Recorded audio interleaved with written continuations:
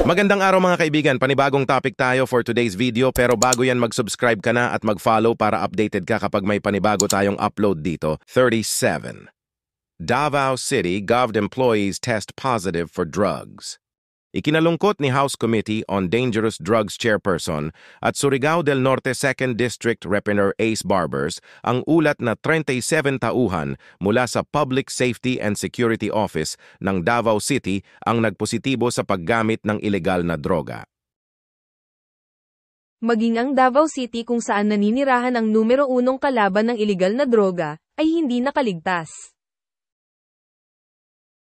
Ito ay nagpapakita sa amin na ang problema ay talagang seryoso at ang solusyon ay hindi paglalakad sa parke. Kailangan nating gawin ang buong bansa at hinihikayat ang tulong ng lahat.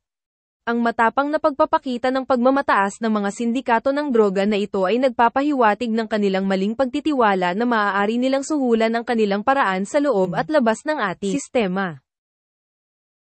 Si Representative Ace Barbers House Committee on Dangerous Drugs Chairperson sa mga ulat na 37 tauhan mula sa Public Safety and Security Office ng Davao City ang nagpositibo sa paggamit ng ilegal na droga. Akala ko magalit ang mga taga Davao ng droga, bakit kayo mismo ang pasimuno? Tapos may interview pang ganito kay Duterte Baste tapos sila pala ang pasimuno.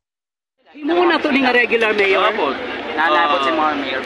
Wata na lang ang department, mag-press release sila. Pero naabot yung mga upang department.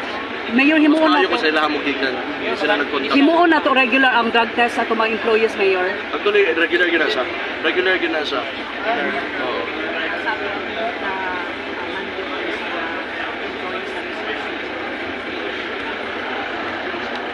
Sorry?